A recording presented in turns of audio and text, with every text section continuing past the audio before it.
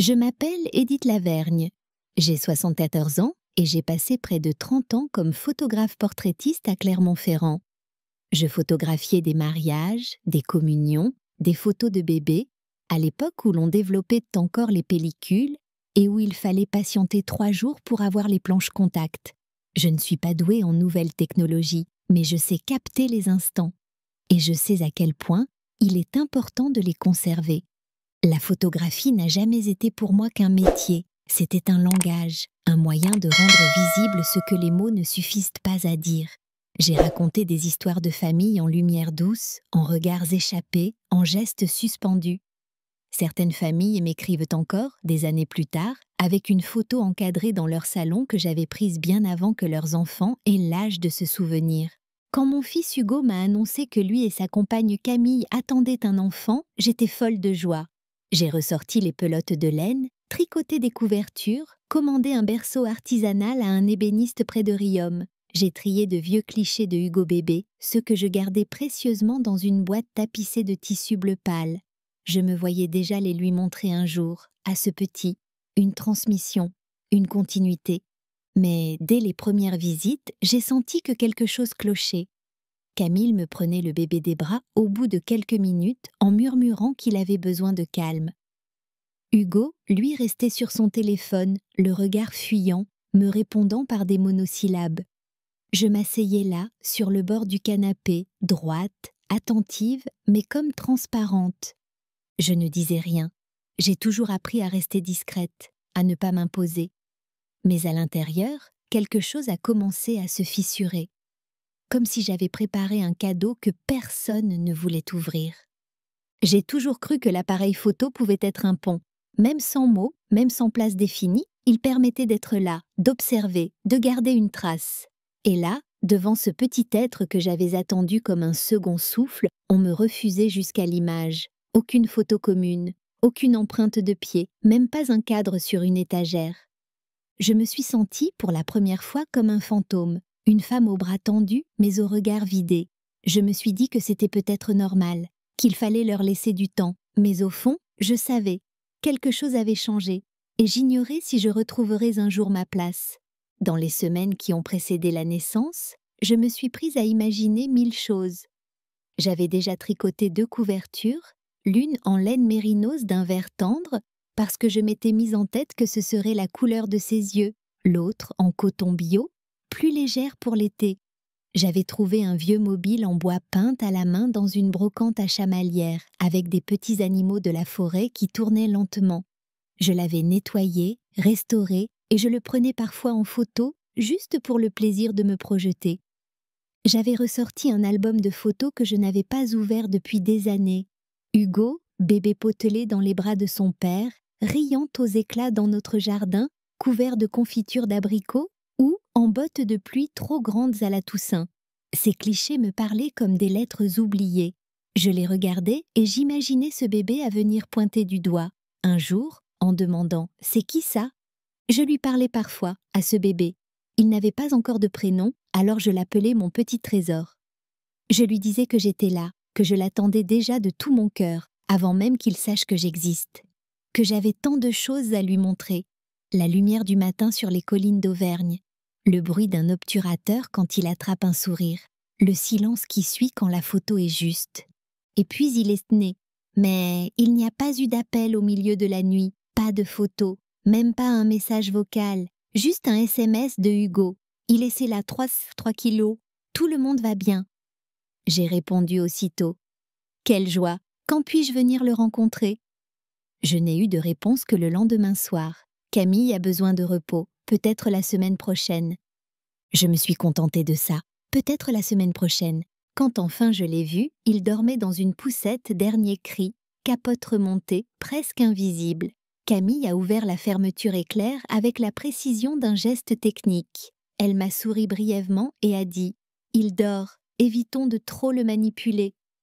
J'ai hoché la tête, j'ai observé une minuscule joue rose dépassée de la couverture. Pendant une seconde, j'ai eu l'impression de revoir Hugo à cet âge. Mais ensuite, la poussette a été refermée.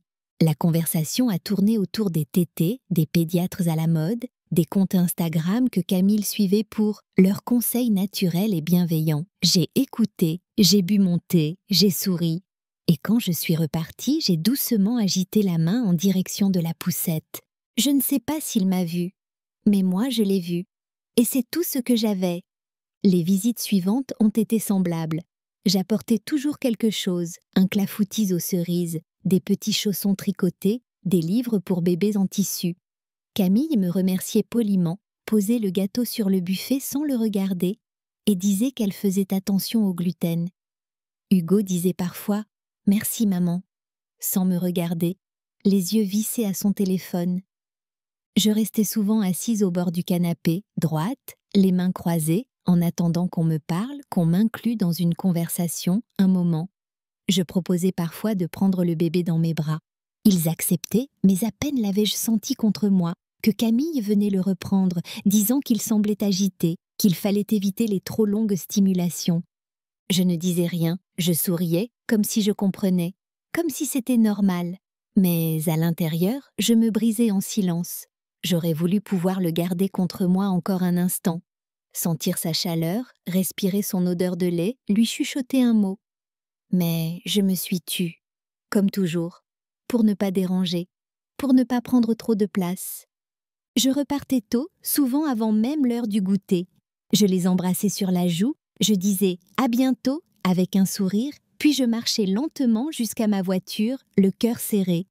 De retour chez moi, je ressortais de vieilles pellicules, des négatifs que j'avais conservés, et je les faisais glisser entre mes doigts, comme pour m'ancrer à quelque chose de vrai, de tangible. J'y retrouvais Hugo petit, avec son seau en plastique à la plage de la Baule, ses boucles blondes ébouriffées par le vent, sa bouche pleine de sable. Je revivais ces jours lumineux, bruyants, imparfaits mais pleins de joie. Et je me demandais si son fils connaîtrait un jour cette liberté-là, ce bonheur simple, sans écran, sans surveillance constante.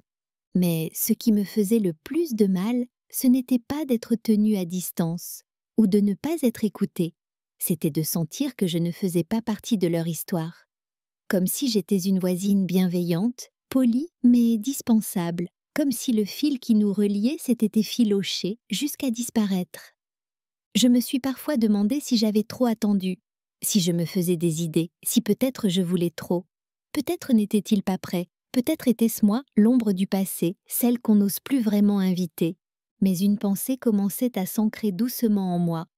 Une pensée que je ne pouvais plus repousser. Si je n'avais plus de place dans leur vie, alors je devais me demander comment continuer à exister dans la mienne. Avant de disparaître tout à fait, un mercredi matin, comme je faisais ma tournée habituelle sur Facebook avec mon café, je suis tombée sur une publication de Camille. Une belle photo professionnelle, très travaillée, montrait le bébé tenant un biberon en verre au design élégant. L'image était parfaite. L'éclairage, le fond neutre, même les vêtements du bébé semblaient choisis pour s'accorder à l'esthétique. Le texte parlait d'un partenariat avec une marque bio, du choix conscient pour la santé et la planète. Le ton était celui d'une campagne de communication bien ficelée. J'ai regardé la photo longtemps. Ce petit visage me rappelait tant Hugo à cet âge. Les mêmes joues pleines, le front légèrement froncé, ce regard profond et tranquille. J'ai écrit un commentaire, tout simple, sans malice. Il ressemble beaucoup à Hugo quand il était bébé. Un petit rayon de soleil. J'ai validé. Mon commentaire est apparu sous la publication. J'ai souri, puis j'ai cliqué ailleurs. Par curiosité, je suis revenue quelques minutes plus tard sur la même publication. Mon commentaire avait disparu. J'ai d'abord pensé à un bug. J'ai vérifié. Rien. Je l'ai réécrit, plus court cette fois. Quel beau bébé. Il n'a même pas été publié. Quelques instants plus tard, une notification est apparue sur mon téléphone, un message de Hugo. « Maman, tu peux éviter de commenter les publications avec le bébé ? On essaye de garder une ligne cohérente avec les marques. » Je suis restée immobile, le téléphone dans la main. J'ai relu le message. 2 fois. Le mot qui me glaçait, c'était « cohérente », comme s'il s'agissait d'une vitrine, d'un plan marketing, d'un storytelling soigneusement contrôlé. Et moi, j'étais ce grain de sable, cette voix décalée, trop sincère, trop réelle. Je n'avais pas posté de photos. Je n'avais pas dit quoi que ce soit de déplacé. J'avais juste voulu exprimer de la tendresse, de la fierté. J'avais vu mon fils dans ce bébé et j'avais voulu le dire, mais ce n'était pas prévu dans le script. Je n'ai pas répondu tout de suite. J'ai reposé le téléphone sur la table, j'ai repris mon tricot sans regarder les mailles.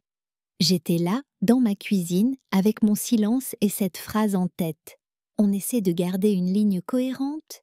Finalement, j'ai simplement écrit « D'accord, rien d'autre, pas de reproche, pas d'émotion ». Mais au fond de moi, quelque chose venait de s'installer.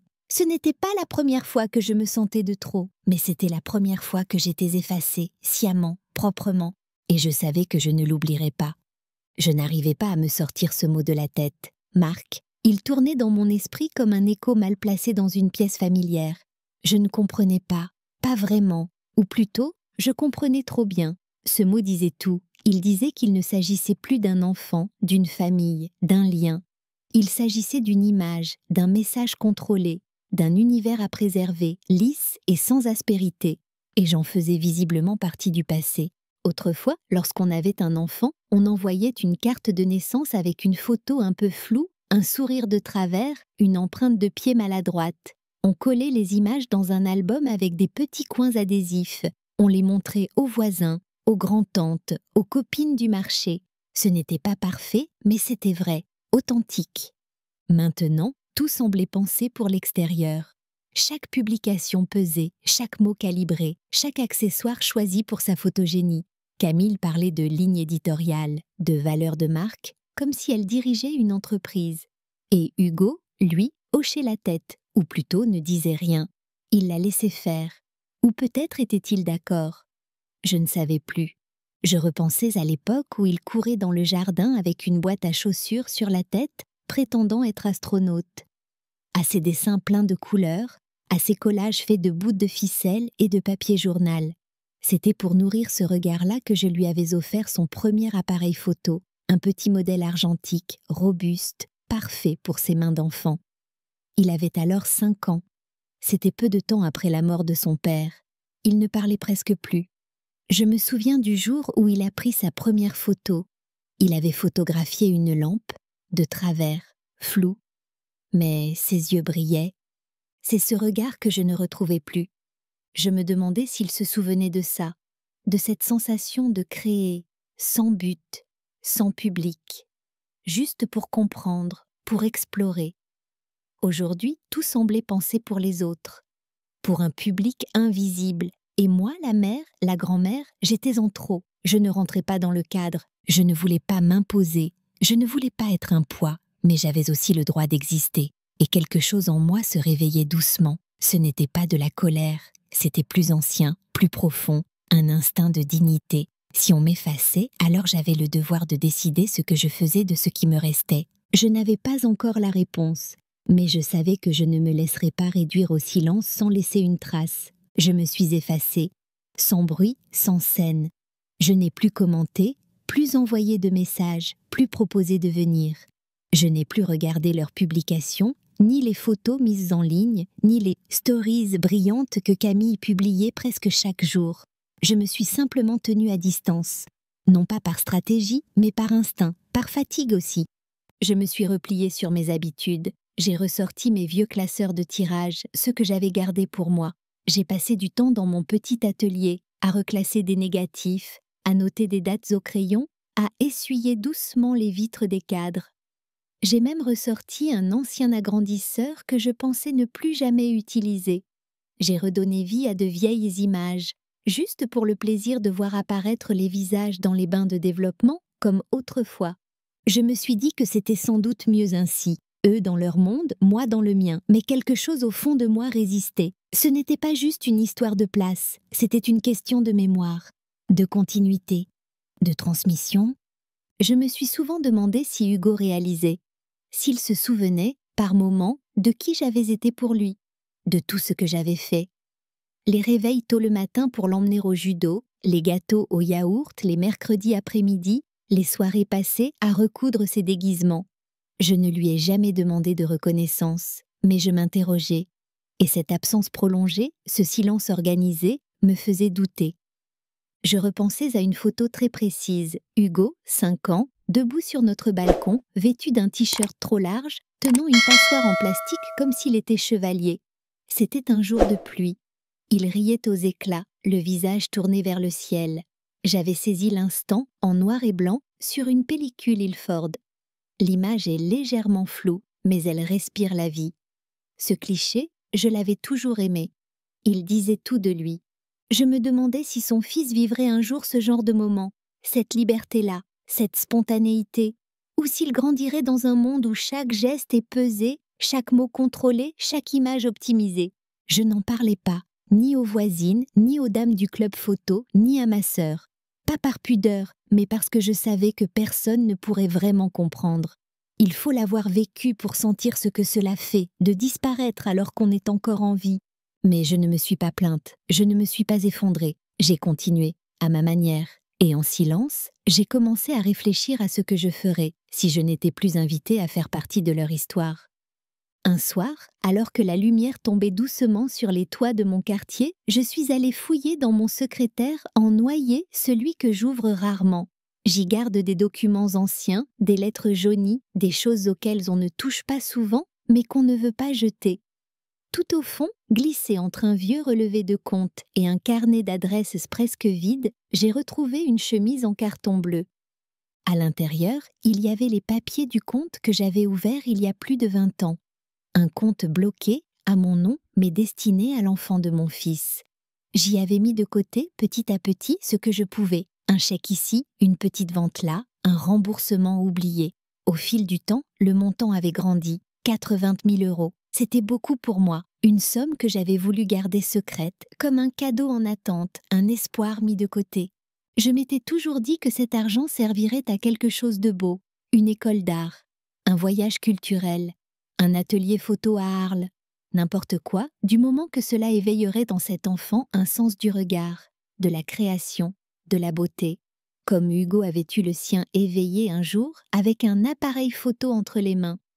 Je suis restée longtemps assise, la chemise posée devant moi sans bouger. Et une pensée m'a traversée, nette. Pourquoi garder cet argent pour un enfant que je ne connaîtrai peut-être jamais ? Un enfant qui grandira sans mon nom, sans mes histoires, sans mes gestes. Je n'en voulais pas à l'enfant. Il n'y était pour rien. Mais à quoi bon transmettre sans lien, sans mémoire partagée ? Je me suis sentie honteuse, l'espace d'un instant, d'avoir ce raisonnement. Mais une autre voix en moi, plus calme, plus ancienne, m'a soufflé que ce n'était pas de la rancune, c'était de la lucidité. Donner ne suffit pas si l'on est effacé. Il faut que le don trouve un espace pour s'ancrer, pour être reconnu, même en silence. J'ai refermé la chemise, puis je l'ai glissée dans une pochette plus solide. J'ai pris un stylo noir et j'ai inscrit, en lettres soignées, mon nom et la date. Je l'ai placé ensuite dans la bibliothèque, entre 2 albums photos, pas cachés, pas offertes non plus, en suspens. Je n'avais encore rien décidé, mais je savais maintenant que la décision m'appartiendrait, entièrement. Ce n'était plus un rêve transmis, c'était une responsabilité reprise en main. Le lendemain matin, je me suis levée plus tôt que d'habitude. Il faisait encore sombre dehors, et la maison était silencieuse. J'ai préparé un café fort, puis je me suis installée à ma table de travail dans la petite pièce que j'appelais mon atelier, bien que ce ne fût qu'un coin entre 2 étagères, près de la fenêtre. Je savais exactement ce que je cherchais. Dans une boîte en fer blanc, posée sur la dernière étagère, se trouvait la photo, celle que j'avais prise d'Hugo à 5 ans, un jour d'automne, après le décès de son père. Il était debout dans le jardin, les cheveux en bataille, les yeux encore humides de chagrin, mais dans ses mains, il tenait fièrement l'appareil photo que je lui avais offert. Son tout premier, une pellicule noir et blanc, déjà chargée. Il l'avait serrée comme un trésor. Je me souvenais de ce moment comme si c'était hier. Nous étions seuls tous les deux. Il n'avait pas dit un mot depuis 2 jours. Et puis, après avoir pris cette photo, il avait levé les yeux vers moi et esquissé un sourire. C'était le premier depuis l'enterrement. Ce sourire-là, fragile, mêlé de douleur et d'éveil, je l'avais capturé. Il est devenu un des portraits les plus précieux de toute ma carrière. Je l'ai ressorti, soufflé doucement sur le verre et je l'ai scanné. Puis je me suis assise devant mon ordinateur portable, celui que j'utilisais à peine, et j'ai ouvert Facebook. J'ai cliqué sur « Créer une publication ». Je n'avais rien prémédité, mais les mots sont venus un par un, lents et posés. J'ai raconté l'histoire de cette photo, ce jour de silence, ce sourire volé au chagrin. J'ai expliqué que cette image avait marqué le début de quelque chose entre lui et moi. Une langue partagée, une manière de voir le monde, de capter la beauté même dans les plis du deuil. J'ai parlé de l'argent mis de côté, non comme une dette ou un devoir, mais comme un acte d'amour. Et j'ai terminé en disant que je ne le donnerais pas à un enfant qui ne saurait peut-être jamais qui j'étais. Je l'avais décidé. Cet argent irait à une association pour les jeunes créatifs sans soutien familial, pour qu'un autre enfant, quelque part, puisse tenir un appareil dans ses mains et voir le monde changer. Puis j'ai joint la photo, et j'ai terminé ainsi. Si un jour mon petit-fils veut savoir qui a appris à son père à regarder le monde autrement, je serai là. J'ai appuyé sur « Publier », puis j'ai refermé doucement l'ordinateur. Aucun bruit, aucun drame, juste une image, une vérité, une offrande. Après avoir posté ce message, je suis restée là un moment, les mains posées sur mes genoux. J'écoutais le silence. Pas celui d'un vide, mais celui qui suit une décision qu'on sait irréversible. J'avais dit ce que j'avais à dire, pas pour provoquer, pas pour blesser, mais parce qu'il fallait que ce soit dit. Je n'attendais rien. Peut-être un ou deux commentaires de connaissances de longue date, des voisines, une cousine éloignée, mais je ne cherchais pas de validation. J'avais simplement posé quelque chose dans le monde, et maintenant, il m'échappait. Les premières réactions sont arrivées rapidement. Une ancienne élève de mes cours photo m'a écrit « C'est l'image la plus forte que vous ayez jamais partagée ». Une amie de longue date, que je n'avais pas vue depuis le lycée, a commenté « Ton Hugo, je me souviens de lui petit, tu avais toujours ton appareil à la main ». Et puis, doucement, d'autres voix sont venues s'ajouter. Des femmes que je ne connaissais pas, des hommes aussi, tous partageant des souvenirs, des douleurs semblables ou simplement des émotions. Certains racontaient leur propre éloignement de leurs enfants, d'autres évoquaient leur grand-mère disparue. Une femme a écrit « Grâce à vous, j'ai décidé d'écrire à mon petit-fils, même s'il ne répond pas ». Une autre « Votre photo m'a bouleversée, merci d'avoir eu le courage de dire ce que tant de nous ressentent ». Et les partages se sont multipliés. Un ami d'un ancien client a reposté la publication avec ces mots « C'est comme ça qu'on transmet, pas avec du contenu mais avec du cœur ». Je lisais tout petit à petit. Je ne cherchais pas à répondre, pas tout de suite. Je voulais juste ressentir, comprendre ce que j'avais déclenché sans vraiment le prévoir. Le flot de bienveillance, d'humanité, m'a touchée d'une manière profonde. Je n'étais plus seule avec mes doutes. Vers la fin de l'après-midi, j'ai fermé le téléphone, pas parce que c'était trop, mais parce que c'était suffisant. Ce que j'avais mis au monde ce jour-là n'était pas un cri. C'était un murmure entendu par des centaines de personnes. Et cela m'avait ramené à moi. Je suis allée m'asseoir sur le banc dans mon petit jardin. Le vent faisait bruisser les feuilles du cerisier. J'ai levé les yeux vers le ciel et pour la première fois depuis longtemps, j'ai ressenti quelque chose qui ressemblait à la paix. Je ne savais pas ce qui viendrait ensuite, mais pour la première fois depuis des mois, je n'avais plus peur d'être oubliée parce que je venais de prouver que j'existais, sans bruit, mais sans disparaître. Le lendemain, je me suis réveillée plus tôt que d'habitude. Le jour se levait à peine, et pourtant mes yeux étaient déjà ouverts. Je suis descendue dans la cuisine, j'ai préparé un café noir, puis j'ai allumé mon téléphone. Il vibrait encore en s'allumant. Des notifications, des messages, des partages. Je suis restée un moment à regarder l'écran sans rien toucher. Le nombre de réactions avait doublé, puis triplé. Des centaines de partages, des commentaires de partout. D'anciens clients, des inconnus, des membres d'associations, même une professeure de lettres en Bretagne qui voulait faire lire mon texte à ses élèves. Je n'avais jamais connu ça. Ce n'était pas la popularité qui me bouleversait, c'était l'écho. Les gens avaient compris, ressenti. Des voix continuaient de s'élever, tendres, sincères. Une femme m'a écrit « Je pensais être seule à ressentir ça. Merci de l'avoir mise en mots. » Un homme, père de 2 enfants, a confié « J'ai appelé ma mère ce matin, on ne s'était pas parlé depuis Noël. » Une autre personne, plus jeune, a partagé « J'ai ressorti l'appareil photo de ma grand-mère. Il sent encore sa lavande. » J'ai reçu aussi un message de l'association à laquelle je comptais faire don du fonds. Ils avaient vu le post. Une responsable m'a écrit personnellement pour me dire que mon témoignage avait ému toute leur équipe. Elle me demandait la permission de republier ma lettre sur leur site, avec la photo d'Hugo, pour sensibiliser les familles et encourager les dons. J'ai simplement répondu « avec joie ». Si cela peut toucher d'autres, alors cela a du sens. À un moment, j'ai senti que je n'avais plus besoin de rester connectée. J'ai mis le téléphone en mode avion, l'ai rangé dans un tiroir de la cuisine, puis je suis sortie. J'ai passé la journée dans le jardin. J'ai taillé les rosiers, ramassé les feuilles mortes, nettoyé les pots de terre cuite. Tout cela sans penser à ce que j'avais déclenché. Mon corps retrouvait une forme de calme que je n'avais pas connue depuis longtemps.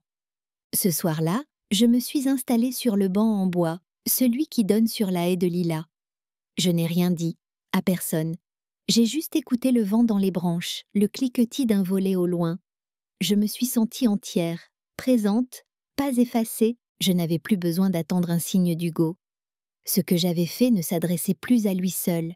C'était plus large, plus profond. C'était une manière de dire « Je suis encore là » et je n'ai plus peur de le montrer. 2 jours après la publication, un dimanche en fin d'après-midi, mon téléphone a sonné. Le numéro affiché était celui de Hugo. J'ai regardé l'écran quelques secondes, immobile, comme si j'avais besoin de respirer avant de répondre. Puis j'ai décroché. Au début, il n'a rien dit. Je n'entendais que sa respiration, hésitante, presque timide. Puis il a parlé, doucement, avec une voix que je n'avais pas entendue depuis longtemps. « Maman, j'ai lu ce que tu as écrit. » Je n'ai rien dit, pas pour le faire parler, mais parce que je voulais l'écouter vraiment, entièrement, sans l'interrompre. Il a continué. « Je sais pas trop quoi dire. C'était fort, dur à lire, mais je crois que j'avais besoin de ça. » Il cherchait ses mots, comme quelqu'un qui revient d'un long silence. J'entendais dans sa voix autre chose que la gêne. Il y avait une faille, une émotion réelle. Alors j'ai parlé à mon tour, calmement. Je ne voulais pas vous blesser, mais je ne pouvais plus faire semblant. Ce que je ressens comptait aussi. Il a soufflé, comme soulagé d'entendre ma voix posée. Je crois qu'on s'est perdu dans tout ça. Camille voulait faire bien, moi aussi. On a voulu tout contrôler, montrer une image parfaite. Et en chemin, on t'a mise de côté. Je n'ai pas répondu tout de suite. J'ai pensé à toutes ces fois où j'avais espéré un mot. Un simple geste. Ce moment-là ne réparerait pas tout, mais il ouvrait une brèche. Tu n'as pas besoin de te justifier, Hugo. Je comprends que vous ayez vos choix, vos manières de faire. Mais je ne peux pas être une présence invisible dans la vie de mon petit-fils. Je ne peux pas me retirer de toutes les photos pour que tout soit bien cadré.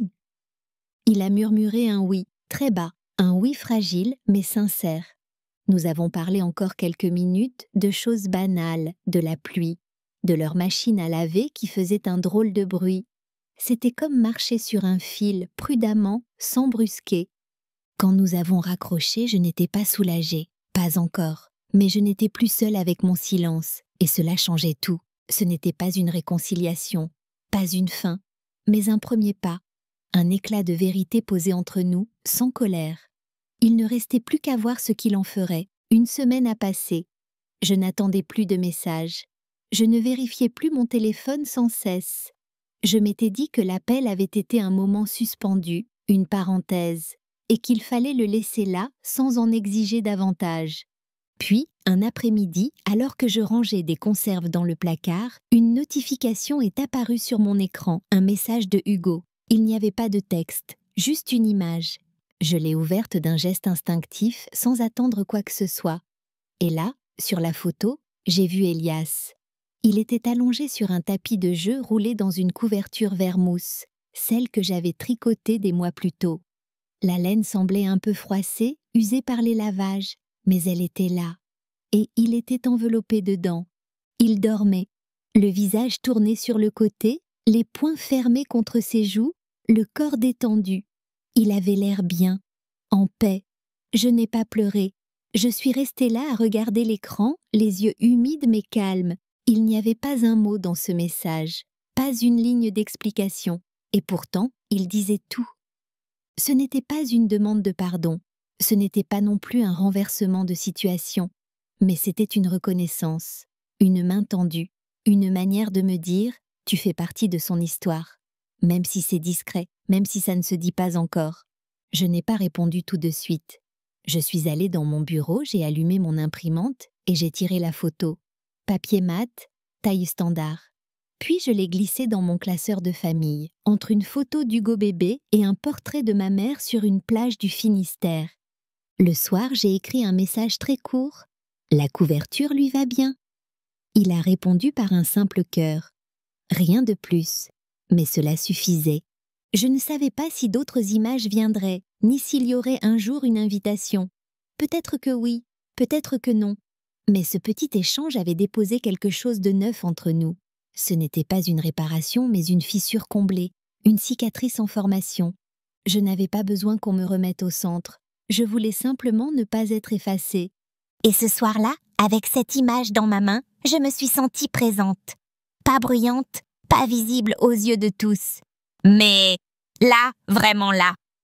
Cela fait maintenant plusieurs semaines que j'ai reçu cette photo. Rien d'autre n'est venu depuis. Pas de nouveaux messages, pas de rendez-vous, et je n'en attends pas. Ce n'est pas du renoncement, c'est autre chose. Une acceptation tranquille, une façon d'habiter ma place même si elle reste floue. Je n'attends plus de grands gestes.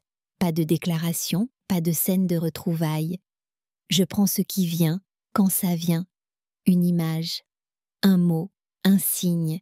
Et je les accueille avec la tendresse que j'aurais voulu transmettre sans condition dès le début. J'ai encadré la photo d'Elias dans sa couverture. Elle est posée sur l'étagère, juste à côté d'un portrait d'Hugo enfant, pris lors de sa première rentrée en maternelle, les cheveux en bataille. Unagi, le cartable plus grand que lui. Ils sont côte à côte maintenant, l'un à côté de l'autre. Ce n'est pas un hasard, c'est un choix. Je continue à écrire parfois sans publier, de petites notes, des souvenirs, des pensées que je range dans une boîte en bois, au fond d'un tiroir. Un jour, peut-être, quelqu'un les lira, peut-être pas. Mais elles existent. Je reçois encore des messages de gens que mon texte a touchés. Des parents, des grands-parents, des enfants devenus adultes. Certains me remercient, d'autres me racontent leur propre histoire, comme s'ils cherchaient un écho. Et je lis tout, avec humilité, avec respect. J'ai dit quelque chose de simple, mais cela a résonné. Je ne m'y attendais pas, je n'avais pas cherché cela. Mais c'est venu, et c'est resté.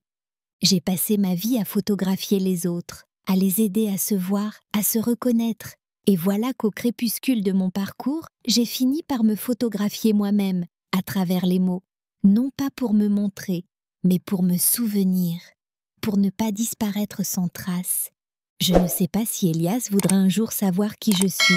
Peut-être me regardera-t-il un jour sur une vieille photo, demandant « C'était qui elle ?»